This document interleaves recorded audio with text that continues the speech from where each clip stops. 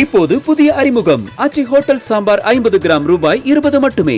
1991 சட்டப்பேரவை தேர்தலில் பெரும் அரசியல் கொந்தளிப்புக்கு மத்தியில் அதிமுக காங்கிரஸ் கூட்டணி வெற்றியை வசமாக்க ஜெயலலிதா முதல் முறையா முதலமைச்சரான வரலாற்றை திரும்பி பார்க்கலாம்.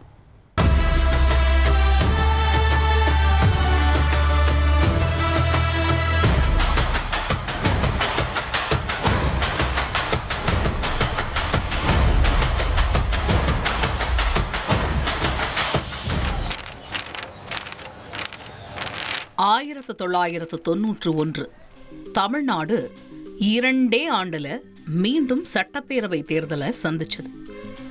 1989 தேர்தலில் ஜெயிச்சு முதலமைச்சரான கருணாநிதி அரசாங்கம் 1991 ஜனவரியில மத்திய அரசால டிஸ்மிஸ் செய்யப்பட்டுச்சு.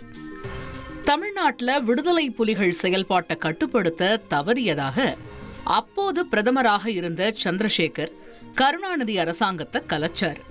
தொடர்ச்சியா சந்திரசேகர் அரசாங்கம் பெரும்பான்மை இல்லாம கவிழ்ந்து போக நாடாளுமன்றத்துக்கும் தமிழ்நாடு சட்டப்பேரவைக்கும் 1991 ஜூன்ல தேர்தல் நடக்கும் அப்படின்னு அறிவிக்கப்பட்டுச்சு. வணக்கம். வானொலி செய்திகள். ஜூன் 24ஆம் தேதியன்று நாடாளுமன்றம் மற்றும் தமிழ்நாடு சட்டப்பேரவை தேர்தல்கள் நடைபெறும் என இந்திய தேர்தல் ஆணையம் அறிவித்துள்ளது.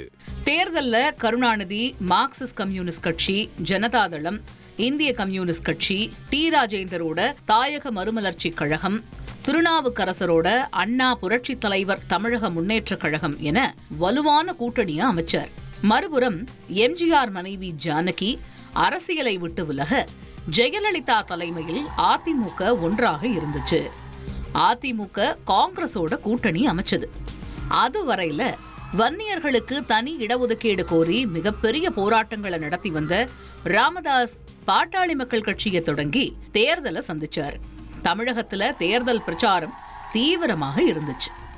1989 ஆட்சி அமைத்த கருணாநிதி நிர்வாகத்துல கவனம் செலுத்த அரசாங்க நடவடிக்கை மக்கள் வரவேற்பை பெற்றிருந்துச்சு.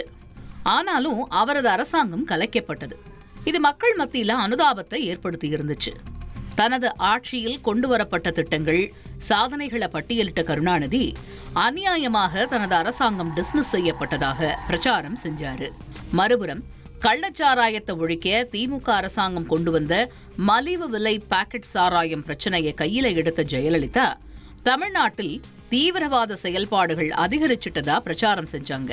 கருணாநிதி, ஜெயலலிதா, ராஜீவ்காந்தி தீவிரமாக தமிழ்நாட்டில் பிரச்சாரம் செஞ்ச வேலையில தான் ஒட்டுமொத்த நாட்டையும் உறைய வைக்கிற துயரம் தமிழ்நாட்டில் நடந்துச்சு.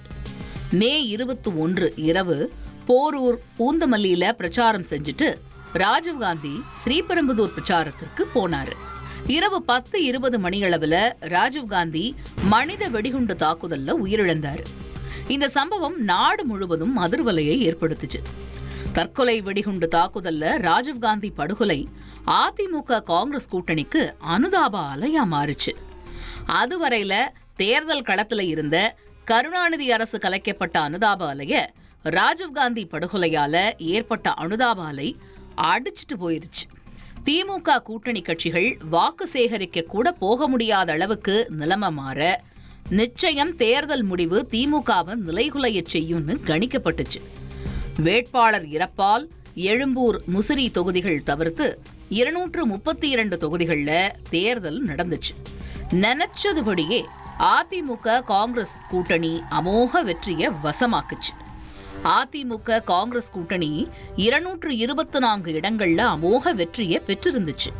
திமுக கூட்டணி 6 இடங்கள்ல மட்டும் ஜெயிச்சிருந்துச்சு. புதுசா தேர்தலை சந்திச்ச பாமக பண்ருட்டி தொகுதியில ஜெயிச்சிருந்துச்சு. ஸ்ரீவில்லிபுத்தூர் தொகுதியில சுயேட்சை தாமரைக்கனி ஜெயிச்சிருந்தாரு. அதிமுக கூட்டணியில அதிமுக 163 இடங்கள்ல வெற்றியை வசமாக்கி இருந்துச்சு.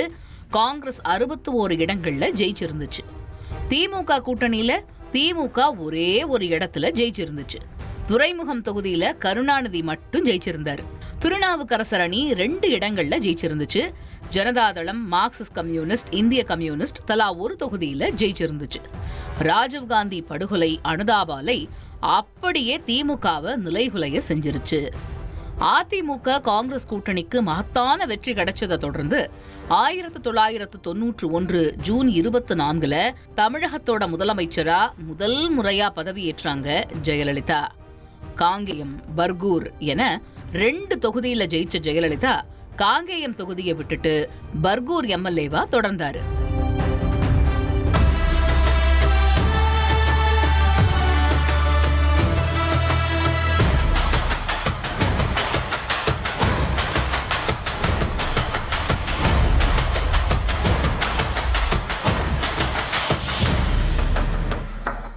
இப்போது புதிய அறிமுகம் ஆச்சி ஹோட்டல் சாம்பார் 50 கிராம் ரூபாய் 20 மட்டுமே.